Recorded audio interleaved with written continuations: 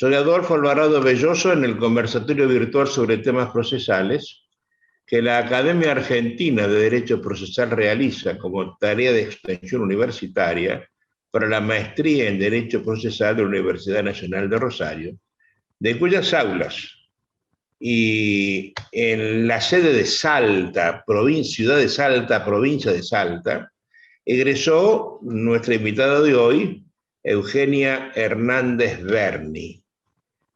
Eugenia es asesora de incapaces en el distrito centro de la provincia de Salta, asentada en la misma ciudad de Salta, la linda, y realizó una diplomatura en abogacía del niño y culminó el curso de especialización en Derecho Procesal que esta maestría dictó en la ciudad de Alcalá de Henares, en la Universidad de Alcalá, en colaboración de la Cátedra de Procesal Civil de la Universidad de Alcalá.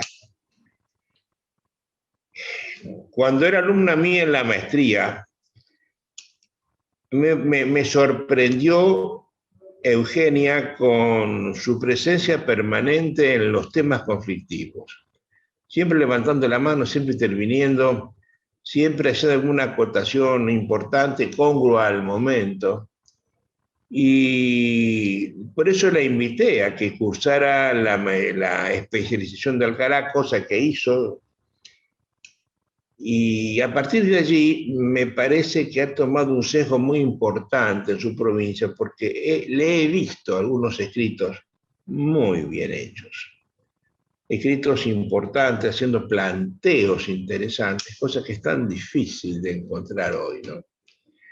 Por eso se habrán notado quienes siguen estas conversaciones que estoy poniendo mucho empeño en hablar del niño, de los menores, de los incapaces, de los ausentes. Y yo he tenido varias personas hablando de este problema. Pero quiero insistir en esto, porque me parece que el niño no está suficientemente bien acompañado por los poderes judiciales de la Argentina. A mí personalmente me tocó defender un niñito de 6 años frente a una agresión de un tribunal que ordenó que la policía lo encontrara donde se hallare y lo mandare con la primera azafata de Lufthansa a Alemania para encontrarse con un padre, un chiquito de 6 años que no hablaba alemán y arrancado de la madre. He visto cómo se lo destrató, se lo maltrató a quien quiso actuar como abogado del niño. Nuestros jueces parece que no comprenden un problema que viene de pactos internacionales al nivel de la Constitución y que están además protegidos por leyes nacionales y leyes provinciales en el caso de que les estoy contando. Por eso, en esta insistencia mía sobre el tema, le he invitado a Eugenia para que hable de lo que hace. Le voy a preguntar cuáles son las falencias que tiene el sistema y cómo se mejoraría todo esto. Ella representa a los menores, a los incapaces, en forma promiscua y en forma principal, conforme lo enseñaba el antiguo artículo 59 del Código Civil de Vélez y hoy el 103 del nuevo Código Civil y Comercial, que en mi impresión, ya se sabe, es absolutamente inconstitucional por violentar el principio de reserva de la Constitución Nacional. Salvada esta opinión, que sigo insistiendo siempre lo mismo, Eugenia, te recibo con todo afecto, como siempre. Estás en tu casa, esto es parte de la maestría a la cual vos perteneces, y quiero empezar preguntándote cómo se recibió en Salta ese texto del artículo 103 del actual Código Civil y Comercial de la Nación. Bueno, doctor, en primer lugar, muchísimas gracias por la invitación. Para mí es un honor poder participar de estas aulas virtuales que usted ha generado, lo que demuestra su compromiso durante esta situación tan complicada que nos tocó vivir a todo el mundo. Sin embargo, el fervor y la pasión que usted tiene por el derecho nos lleva a nosotros, que somos sus seguidores y sus fervientes alumnos, a querer participar y seguir aportando desde la función. Tal como usted lo comentaba, bueno, yo me desempeño como asesora de incapaces número 5 en el Distrito Judicial del Centro de la provincia de Salta. La provincia de Salta se divide en varios distritos, y justamente en relación a la pregunta que usted me hacía, cómo se ha receptado el artículo 103 del Código Civil en nuestra provincia. En primer lugar, cabe aclarar que el artículo 103 ha sido una recepción del artículo 59 del Código de Vélez-Sarsfield, que hablaba de la representación promiscua por parte del asesor de menores cuando hubieran intereses, derechos o intereses de menores o incapaces involucrados en algún asunto judicial o extrajudicial. Esta función que ya la había planteado Vélez-Sarsfield tiempo atrás, que bueno, siempre ha sido una persona muy admirada, un jurista muy admirado personalmente por mí, ha sido un poco ampliada y complementada con el artículo 103, porque distingue dos tipos de actuación del asesor de incapaces, que se llama así en la provincia de Salta, tanto en el ámbito judicial como en el extrajudicial, cuando se encuentren involucrados derechos o intereses de incapaces, entendiéndose por incapaces las personas menores de edad desde el momento de la concepción y hasta los 18 años, y también así las personas con padecimientos mentales, que pueden distinguirse entre aquellos que tienen restricciones de capacidad, que van a necesitar de un apoyo, que eso lo vamos a hablar en un ratito, o personas que están directamente imposibilitadas de tomar alguna decisión sobre su persona y que sí necesitan un curador. Este artículo 103 ha sido un avance muy importante, porque ha volcado en el Código Civil de manera expresa el principio de la capacidad plena, sobre todo respecto de las personas restringidas en su capacidad, de cómo fomentar esta autonomía de las decisiones, de los sistemas de apoyo. Fundamentalmente, la provincia de Salta ha recepcionado este artículo 103 antes que entrara en vigencia el nuevo Código Civil y Comercial, ya con el artículo 59 de Vélez-Sarsfield, y me parece importante recalcar que nuestra provincia, en su artículo 167 de la Constitución local, establece que el Ministerio Público tiene autonomía funcional respecto de los demás poderes del Estado. ¿Esto qué significa? Que ya no respondemos al Poder Judicial, porque antes el Ministerio Público se desempeñaba dentro de la órbita del Poder Judicial, entonces no existía esta imparcialidad que podía haber respecto de un fiscal, de un asesor o un defensor, que respecto del órgano jurisdiccional propiamente dicho, ¿no? En esta evolución histórica también, inicialmente los defensores oficiales civiles ejercían la función del asesor de incapaces, y fue a partir del año 2008 aproximadamente que se desmembró la Defensoría Oficial, el Ministerio Público de la Defensa del Ministerio Público Pupilar. Se desmembró. A ver si te entiendo, porque para mí es muy complicado esto. El Poder Judicial, los defensores generales de menores, incapaces, ausentes, etcétera, ¿forman parte del Poder Judicial desde siempre, sí o no? No, con anterioridad el Ministerio Público dependía del Poder Judicial en la provincia de Salta, ¿sí? ¿El Ministerio Público es el Ministerio Público de Menores? No, el ¿O Ministerio el Ministerio Público de la Defensa? El Ministerio Público es un órgano que está compuesto por tres funciones diferentes: por la Procuración, por la Defensoría General y por la Asesoría General de Incapaces. ¿Qué es la Procuración? Sería el fiscal de la provincia, el fiscal general de la provincia. Perfecto. Entonces, el Ministerio Público en Salta aúna a los que acusan y a los que defienden. Y a los asesores de incapaces. Con una misma cabeza. No, son cada ministerio, por ejemplo, acá en la provincia de Salta, el Ministerio Público Pupilar o del Ministerio de Incapaces está a cargo de la doctora Mirta Lapat, el Ministerio Público de la Defensa, el doctor Castielli, y el Procurador General es el doctor Abel Cornejo.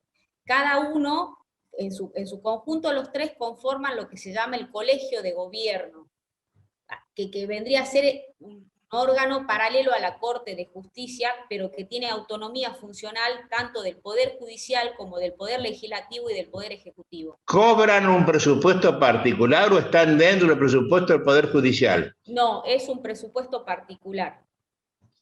Es un presupuesto particular que la ley de Y cuando vos ascendés o te dan licencia, lo haces siempre dentro de este órgano autónomo.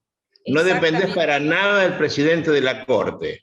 Para nada, ni recibimos órdenes de los jueces. Somos autónomos en el ejercicio de la función, por eso es la importancia que tiene, porque Salta ha sido una de las provincias pioneras en lograr este desmembramiento para garantizar incluso, fíjese usted, doctor, el sistema acusatorio, para garantizar los derechos de defensa, para garantizar la imparcialidad de cada uno de los roles que tenemos dentro del proceso, porque no respondemos al mismo superior jerárquico que lo hacen los jueces. De esa manera eso nos permite... Y vos tampoco respondés a la cabeza de los fiscales. No, solo respondo a la señora asesora general de incapaces de la provincia, que es la doctora Mirta Lapat. A su vez... A ver, vos me hablás que hay defensores y hay asesores. Sí. ¿Qué diferencia ¿Qué diferencia hay entre unos y otros? Bueno, los defensores cumplen la función del defensor en el ámbito penal, de quien no designa un abogado particular, interviene, y en el ámbito civil brindan asistencia técnica jurídica y la asistencia durante el proceso de aquellas personas carentes de recursos, cuando no pueden designar un abogado particular, que van por sus propios derechos. Ahora, el asesor de menores cumple una función totalmente distinta y se desempeña dentro de un ministerio radicalmente distinto al Ministerio de la Defensa. Hay una pregunta. Sí. Por tanto, ustedes son los que defienden a los menores cuando tienen intereses judiciales, pero además hacen la defensa promiscua controlando al padre o a la madre o al tutor o al curador. Claro, justamente, eso ya no se llama, en el nuevo Código Civil, en la nueva recepción del artículo 103, ya desaparece la palabra promiscuo y aparece la palabra de representación complementaria o principal. La representación complementaria es cuando el papá, en ejercicio de la responsabilidad parental que se encuentra vigente, reclama el derecho por el niño, y el asesor interviene a una suerte de plus de protección integral de los derechos del niño. Bueno, yo no sé si es, yo te confieso que semánticamente no sé si es preferible la palabra promiscuo o la palabra complementaria, ¿no? Porque lo complementario es siempre accesorio de un principal, lo complementa. Lo principal puede estar sin lo complementario, lo promiscuo es al lado de. Pero bueno, son estas cosas que... Son estas cuestiones de semántica, ¿no?, que están sí, el legislador lo ha planteado con esta terminología. De todos modos, es importante destacar, doctor, que si bien el asesor puede inicialmente intervenir en un proceso de manera complementaria, luego puede seguirlo de manera principal si advierte que hay inacción por parte del progenitor, o se advierte que se genera un interés contrapuesto con el progenitor o el tutor o la persona que lo representa, o cuando... Por eso mismo no es complementaria sino promiscua, ¿te das cuenta? Por eso mismo.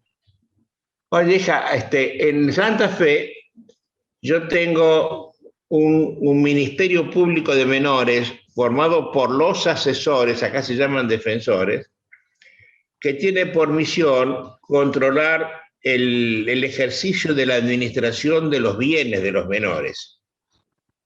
Los padres, los tutores, los curadores que administran bienes de los menores, de los hijos, de los quien fueren, tienen que rendir cuentas a un órgano colegiado formado por varios integrantes de ese ministerio pupilar, son 3, 4 o 5 según el caso, que son los que aprueban las cuentas, y eso tiene en vigencia desde 70 años y nos ha ido muy bien con eso. Usted tiene algo parecido en Salta a un ministerio pupilar que se entiende, una colegiatura de asesores o de defensores, viendo la aprobación o el control de los bienes de los chicos.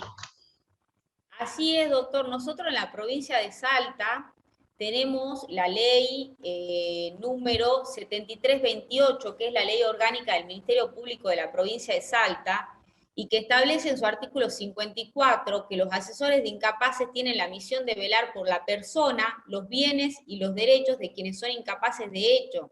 Estos deberes comprenden tanto el ámbito judicial como el ámbito extrajudicial.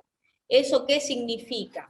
Que, por ejemplo, si nosotros tenemos que en un proceso de restricción de capacidad con una persona con esquizofrenia, que se le designa un sistema de apoyo, controlar la administración de los bienes, cuando a nosotros nos llega el expediente, lo elevamos a auditoría general, donde se hace una rendición de cuentas, y en esa rendición de cuentas nosotros aprobamos o no las cuentas que se rinden en la curatela o en la tutela.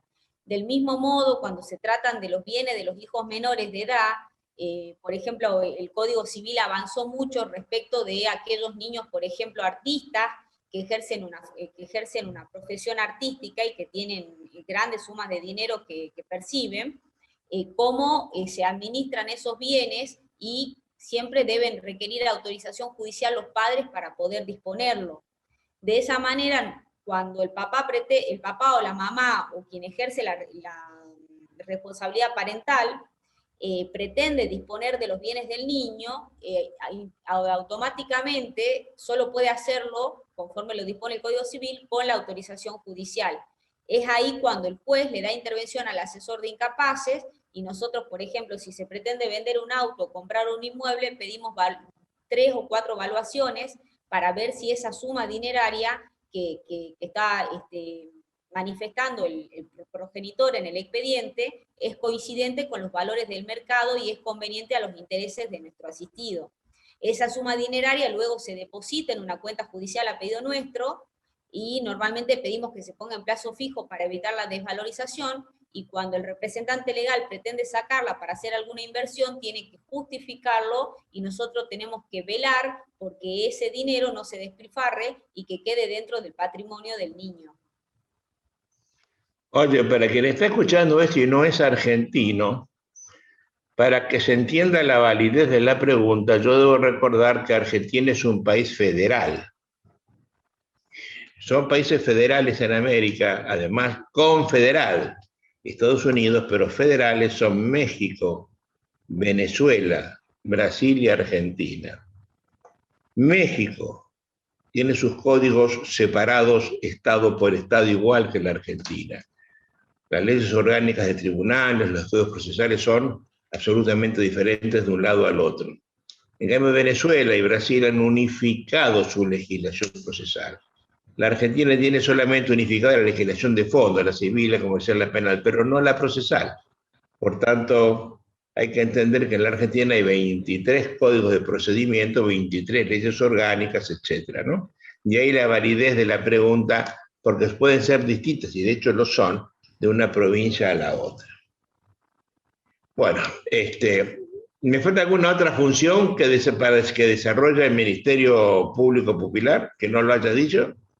Bueno, nosotros también ejercemos, que me gustaría puntualizar un poco el tema del gran aporte que ha sido la creación y esta separación de nuestras funciones del resto tanto de la Fiscalía como de la Defensoría, como del Poder Judicial propiamente dicho, porque nosotros cumplimos la función del resguardo de las personas incapaces con padecimientos mentales.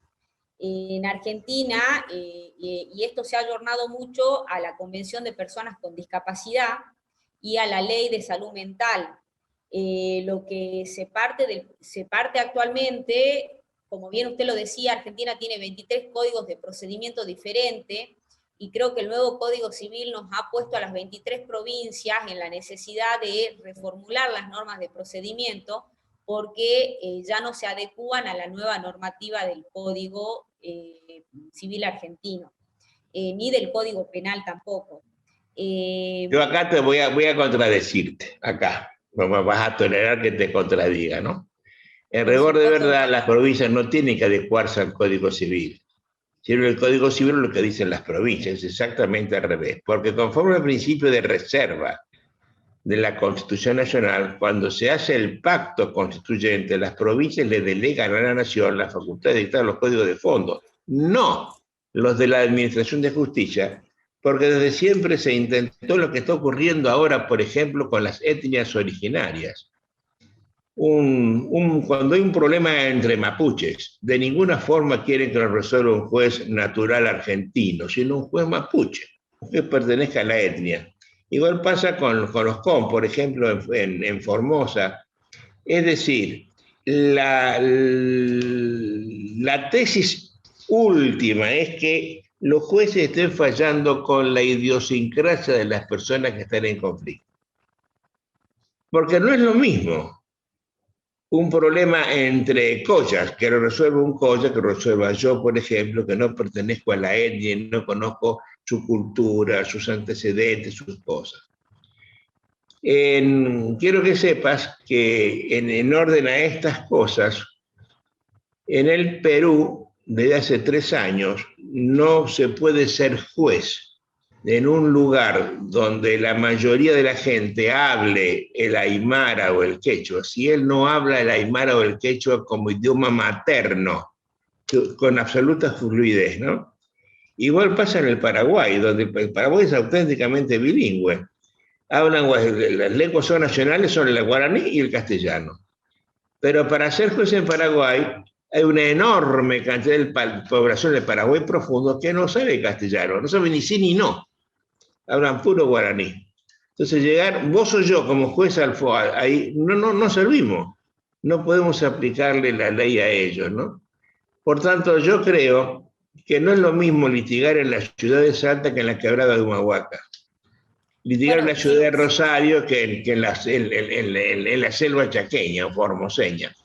Por tanto, yo creo en el principio de reserva, ¿no? Por eso me parece que se excedió el Código Civil y habría que hacer la reverencia que derogar al Código Civil, no adecuarnos nosotros a él, ¿no? Porque ahora, cuando nos está diciendo que tenemos que hacer, lo hace con mentalidad de hombre de la capital federal, no con la mentalidad de un salteño.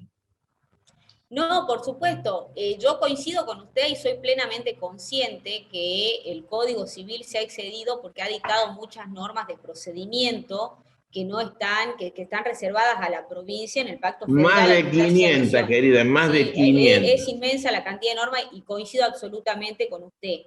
Lo que sí valoro de esto, más allá de esta delegación que no debió atribuirse la nación, lo que sí rescato es que existen muchas normas que han venido a receptar los tratados internacionales y a garantizar otros derechos. Por ejemplo, el Código Procesal de Salta solo hablaba de la curatela y cuando había una persona con padecimientos mentales, por más que tuviera una dificultad para hacer una operación aritmética complicada, se le restringía la capacidad en pleno y le suplían la voluntad con otra persona.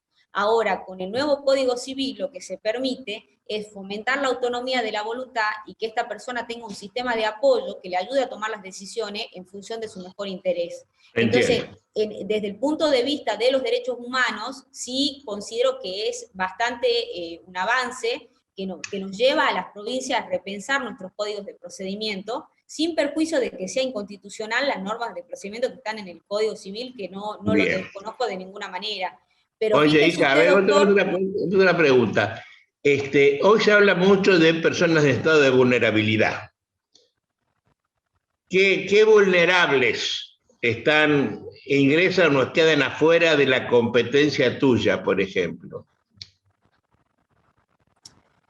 Los ancianos que no tienen padecimientos mentales.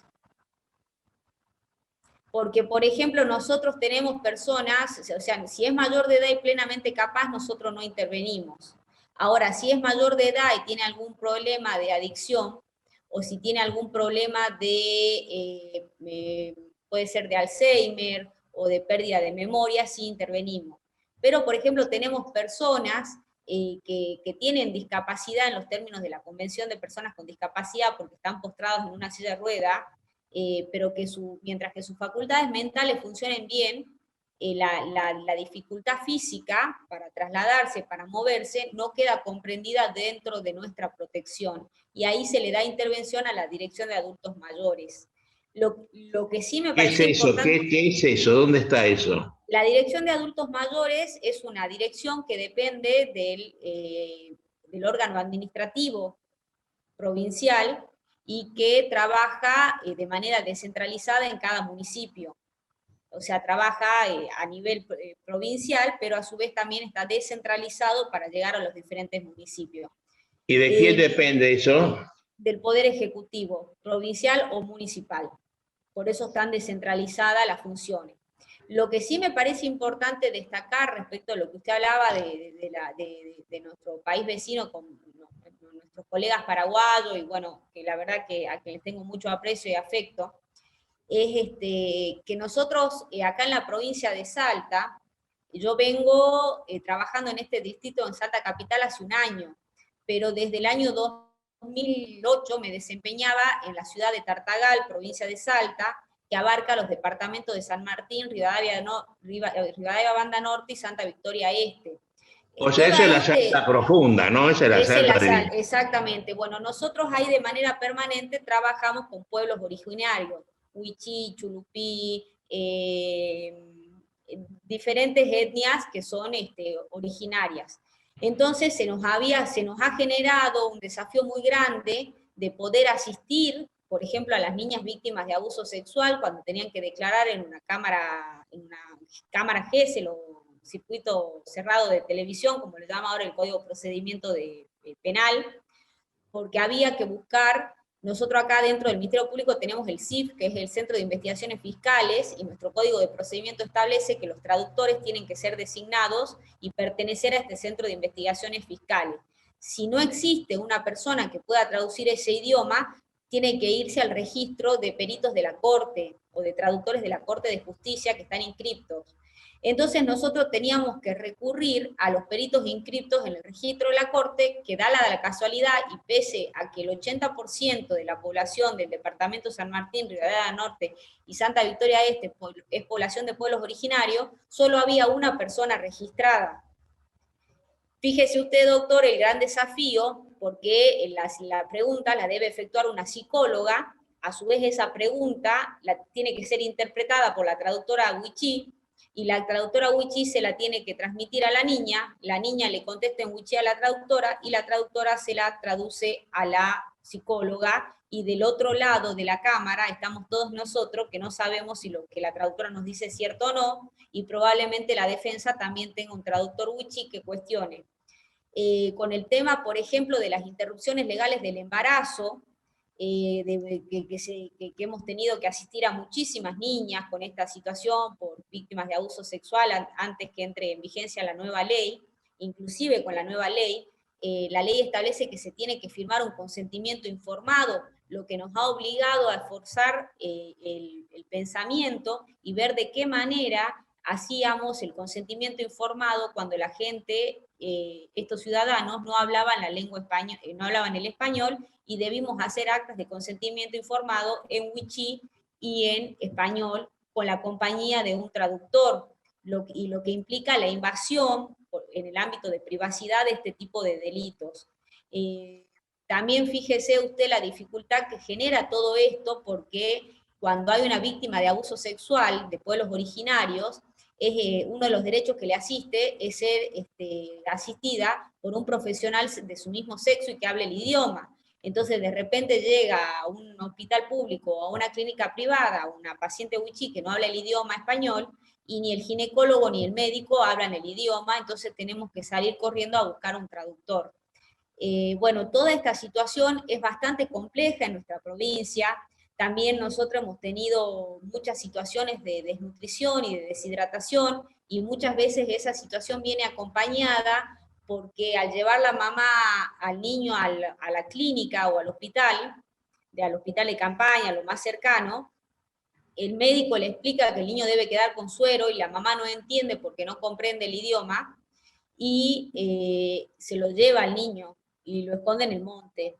Entonces, nosotros los asesores tenemos que cumplir la función de resguardar a ese niño, interponer todos los recursos que estén a nuestro alcance, puede ser una acción de amparo, puede ser una denuncia penal por el delito de lesiones, por poner en riesgo la vida o la salud del niño, y por eso se nos hace muy difícil y complicado poder conversar con las personas, porque también al vernos criollos ellos desconfían, lo que es normal, porque es una cuestión cultural, así que siempre estamos pidiendo la colaboración del IPIS, que es el Instituto de Pueblos Originarios.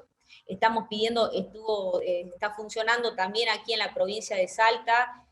Antes funcionaba como ministerio y ahora está como secretaría, el Ministerio de Asuntos Indígenas, que ahora se convirtió en una secretaría, donde lo que se busca es buscar un referente de la comunidad, que puede ser el cacique, para que se pueda llegar al diálogo y que la persona de los pueblos originarios no desconfíe de lo que uno le está tratando de colaborar o ayudar para salvar la vida de su propio hijo, por ejemplo. Como verá, la problemática de nuestra provincia es bastante complicada, los esfuerzos son permanentes y son diarios, y bueno, esto es Porque una quiero hacerte situación... una digresión a esto que estamos hablando. Cuando yo empecé mi vida judicial, lo hice siendo sumariante de un juzgado correccional. Y me tocó indagar, en ese momento había movimiento en el puerto de Rosario, había marineros que se peleaban en los bares rosarinos. Me tocó indagar a polacos, rusos, algún irlandés, mucha gente, algún gitano.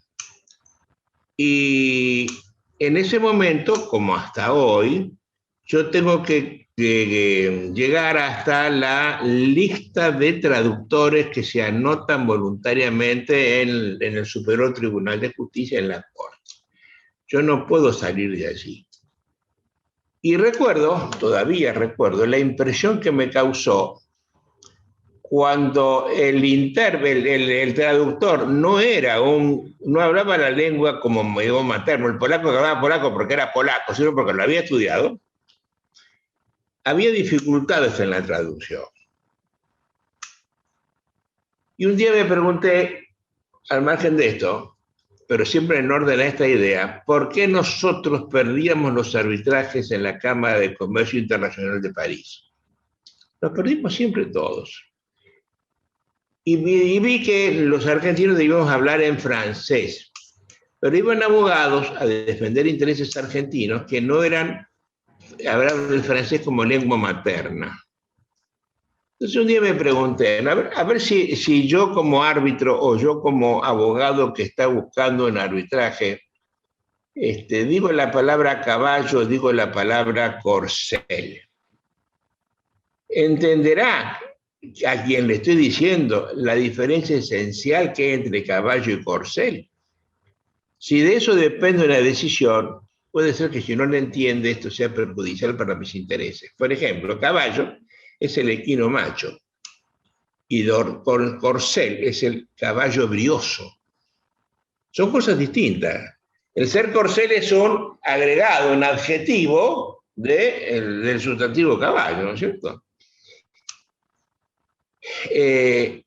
Me parece, yo insisto con la lengua materna, pero yo soy un cinéfilo importante y un día vi una película muy conocida donde un espía está haciendo una traducción para un oficial inglés y le hace mal la traducción, cosa que se da cuenta otra persona que no quiere que se sepa que hablaba el idioma que estaban conversando ellos, ¿no? Es una película muy importante, es de Kirk Douglas, es del hijo de Michael Douglas, la película. Es decir, hay veces que el traductor no sabe traducir, o el traductor puede mentir en la traducción, por el interés que fuere. En este caso era una guerra entre alemanes e ingleses.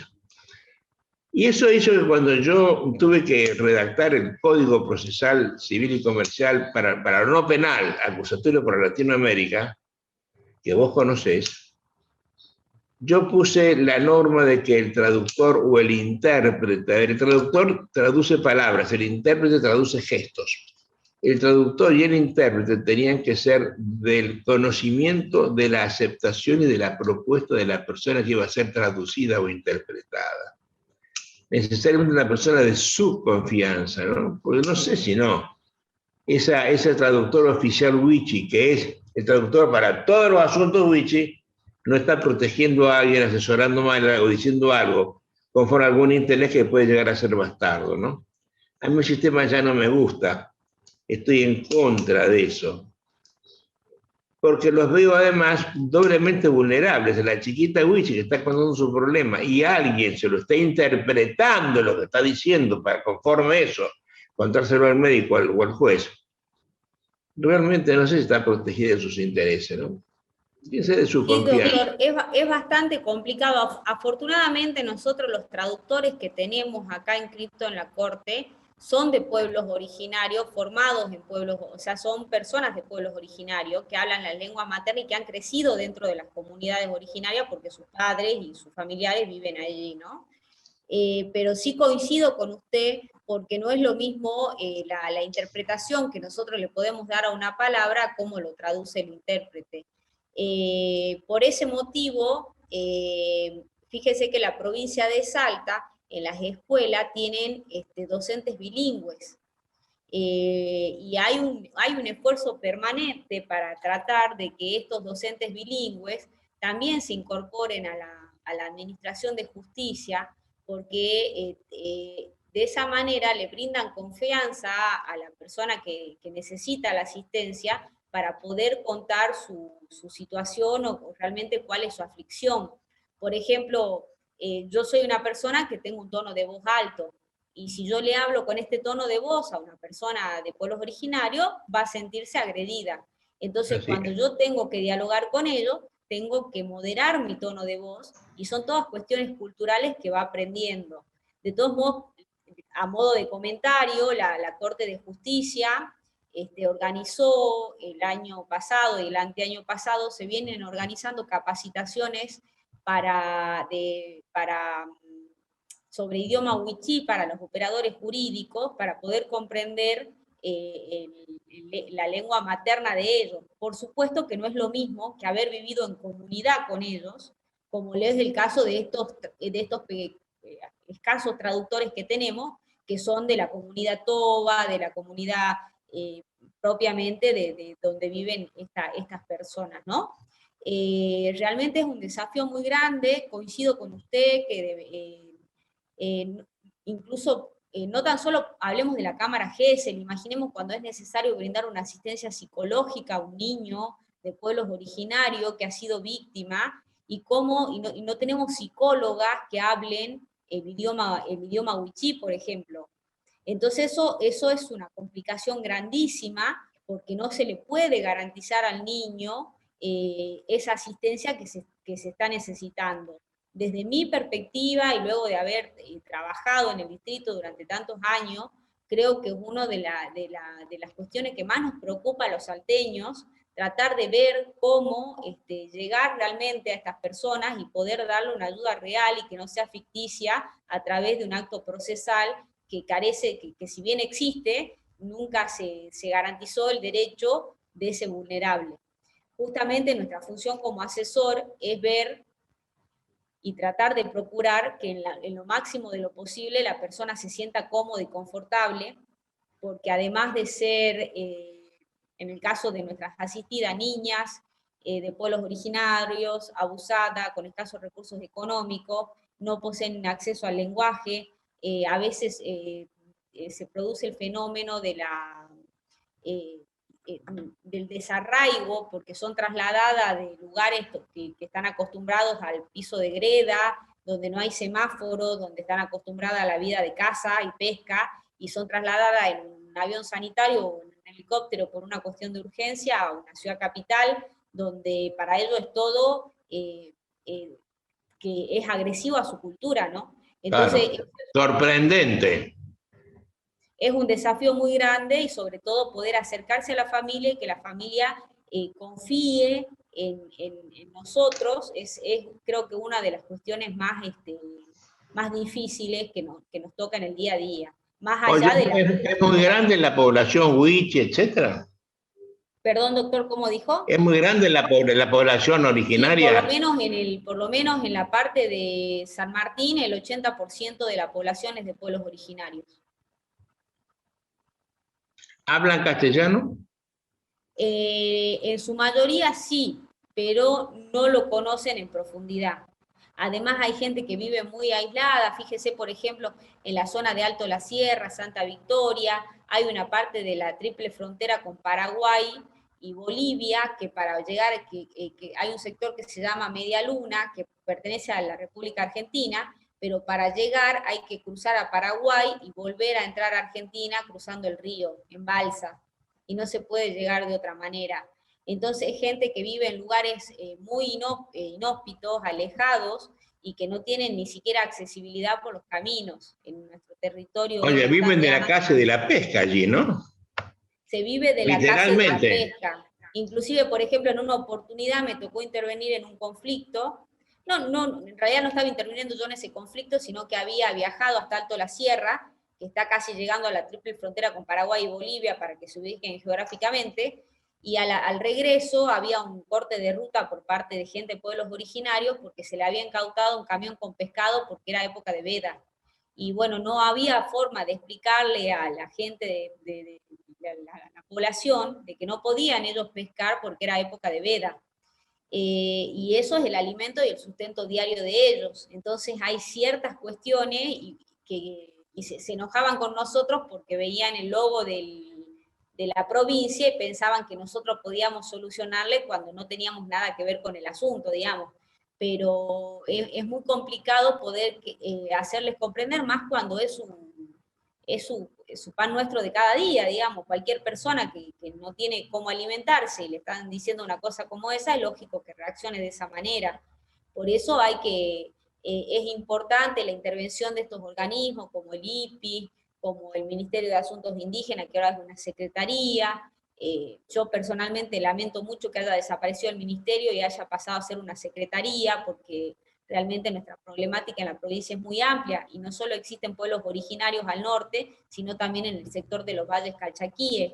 Entonces, me parece que es importante que se reconozca esta diversidad cultural y que se pongan operadores de justicia que estén a la altura de las necesidades de estas personas, porque es la única manera de garantizar el acceso a la justicia y, consecuentemente, la tutela judicial efectiva.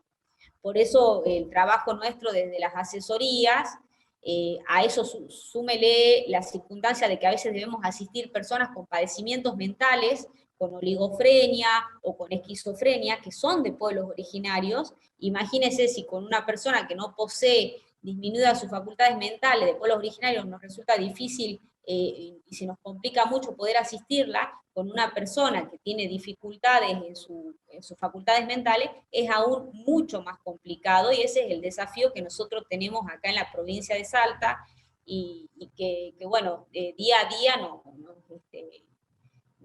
quita el sueño. Oye, hija, yo colijo que entonces el ejercicio de la competencia de los asesores de menores implica un notable plus de protección para los niños, adolescentes, etcétera, ¿no? Es un notable plus de protección. Fíjese que los niños tienen los mismos derechos que los adultos, más un plus de protección integral.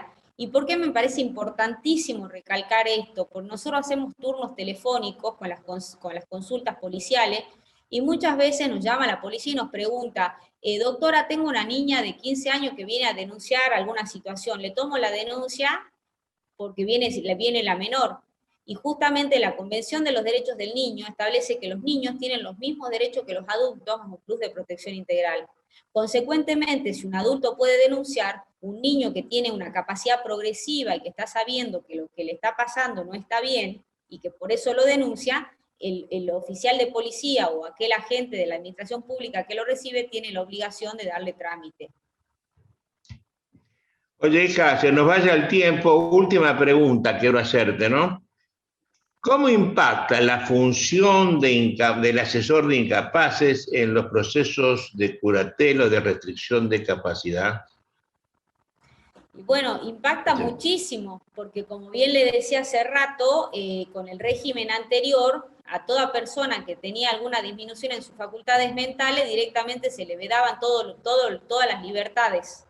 Quedaba prácticamente como una persona que no podía tomar ninguna decisión. Entonces, ahora el nuevo Código Civil establece que si la persona puede tomar decisiones como, por ejemplo, ir al supermercado o llevar la listita a la despensa del barrio y se trae la Coca-Cola, el queso, y después pasa el hermano, la mamá a pagar, puede hacer actos por sí mismo, entonces no se lo restringen en todos sus derechos, pero sí se le van a restringir la posibilidad de realizar actos jurídicos más complejos, en lo cual va a necesitar ese apoyo. Y solo la curatela, que es cuando directamente se suprime la voluntad de esa persona por el curador, ha quedado reservada para aquellas personas que están totalmente imposibilitadas de comunicarse con el entorno. En cambio, antes la curatela se aplicaba tanto al que se encontraba en vida vegetativa, por ejemplo, como a aquella persona que tenía alguna dificultad para identificar el valor del dinero. Entonces, eso es muy importante, la protección que vienen haciendo los asesores de incapaces. Nosotros acá en la provincia de Salta, dentro del Ministerio Pupilar, además de los asesores de incapaces, tenemos una curadora oficial, tenemos un abogado del niño, que va garantizando el artículo 27 de la Convención de los Derechos del Niño, o sea que el niño puede actuar por sí mismo designando un abogado a partir de los 13 años, y tenemos la figura del tutor oficial, que son figuras que vienen a complementar todo esto que regula la Convención de los Derechos del Niño y la Ley de Protección Integral de Niño, Niño y Adolescente, que es la 26061. La Bueno, verdad que... ya has puesto el dedo en la llaga, ¿no? Y ya con esto vamos a terminar. El abogado del niño, nosotros lo tenemos a nivel constitucional porque es un pacto al cual hemos adherido. Hay una ley nacional que lo reglamenta, lo impone. Y en Santa Fe al menos hay una ley provincial que repite en la provincia las cosas que dice la ley nacional. Me imagino que en Salta será lo mismo, ¿no es cierto?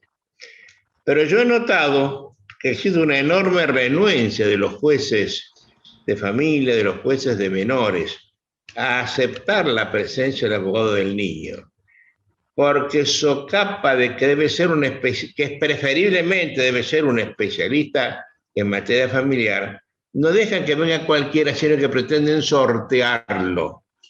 A mí me parece que el sorteo de un abogado de una lista de no sé quién, para que defienda los intereses del niño tan particulares y con tanta vulnerabilidad, me parece que es una tontería, una idiotez de las tantas que ocurren en la Argentina. Y me ha parecido así como la locura hay para denunciar al incapaz, al loco hay una legitimación pública. El abogado del niño tiene que ser también una legitimación pública, ¿no? El abogado vecino que ve al niño maltratado puede actuar a favor del niño. La abuela que ve que el hijo, que el yerno maltratan al hijo puede conseguir un abogado del niño. El propio niño puede llamar a un abogado. Y sin embargo, al menos en mi ciudad, los jueces son renuentes a designarlo. Y eso me parece una monstruosidad. Es parte de lo que dice la realidad. La ley dice una cosa y nosotros vamos por otra, por tontería, ¿no?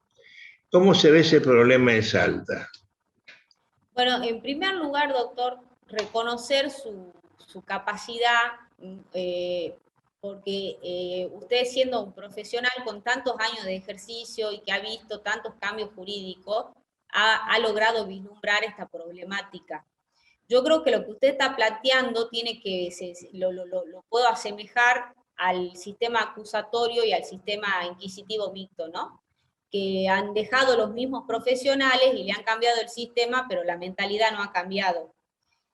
Nosotros acá en la provincia de Salta se está haciendo incluso la introducción del asesor de menores en el proceso, las facultades para recurrir como parte autónoma y todo lo demás, nos ha costado jurisprudencialmente años de reconocimiento por diversos tribunales.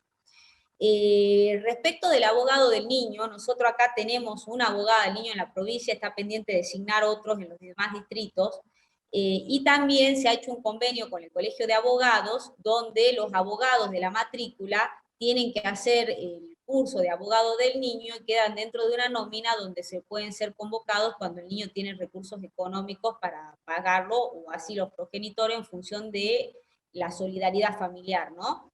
Yo personalmente no he tenido dificultad con los jueces de familia en la designación del abogado del niño. Sí, a veces se ha producido una confusión entre la función del abogado del niño y el asesor de incapaces, y eso es importante diferenciarlo, porque el asesor de incapaces tiene la obligación de velar por el interés del niño y el interés familiar. Y el abogado del niño responde a un mandato, por eso se necesita que el niño que lo designe tenga una capacidad progresiva suficiente para entender cuál es el problema que lo aqueja y qué es lo que pretende. En un ejemplo muy sencillo, y sé que se nos va el tiempo, pero solo para que quede claro. Por ejemplo, viene la mamá y cobra la cuota alimentaria que le pasa el papá. Entonces viene el niño y dice, no, esa plata es mía, dámela porque me quiero comprar el iPhone 6 o la bicicleta. Entonces pone un abogado para que reclame. Ese abogado del niño va a responder al mandato del niño. En cambio, el asesor, que también va a intervenir en el proceso, le va a decir, no, ese dinero, con ese dinero tu madre tiene que pagar la luz, comprar el arroz y hacer otras cuestiones. Entonces, nuestra función es mucho más amplia porque protege el interés familiar dentro del interés superior del niño, mientras que el abogado del niño responde al mandato de su cliente, que en este caso es menor de edad, pero que entiende la problemática del asunto y que tiene facultades para otorgar un poder como lo haría un adulto. Perfecto, hija. A ver, ya estamos en la hora, te dejo un minuto para que des un pensamiento, una aspiración de deseos, a ver, para que nos quede para los salteños que te escuchan. Y bueno, mi aspiración de deseo es, creo que yo trabajo en la asesoría de incapaces desde mis 24 años y cada vez soy más consciente de que los operadores de justicia, seamos abogados particulares, jueces, funcionarios públicos, tenemos la obligación de resguardar a los más vulnerables, porque lo principal es velar por los derechos humanos básicos. Me parece que tomar conductas que sean agresivas y aprovecharnos de la situación de vulnerabilidad de los niños, de los ancianos, de las personas con capacidades diferentes, o ver a un adicto como algo que debe ser excluido y no como una enfermedad que tiene que ser tratada la adicción, no nos va a ayudar a crecer como sociedad. Entonces exhorto a mis colegas en el ámbito donde se desempeñen y se desarrollen, a cumplir con esta función social y como coayudantes de la justicia para lograr que las personas más vulnerables puedan vivir de una mejor manera. Ese es mi pensamiento y agradecerle a usted la oportunidad para un poco hacer conocer al resto cuál es nuestra situación en la... Eugenia, te agradezco yo tu brillante participación, me encantó la charla, muy, muy decidora. Muy importante en lo que la defensa de la gente, de los pueblos originarios respecta. Te agradezco mucho. Mi querida, gracias. Esto sale te voy a avisar cuando se publica esto por Facebook, por YouTube. Mientras tanto, todo mi cariño para vos. Muchas gracias. Gracias a usted, doctor, que tenga una hermosa jornada.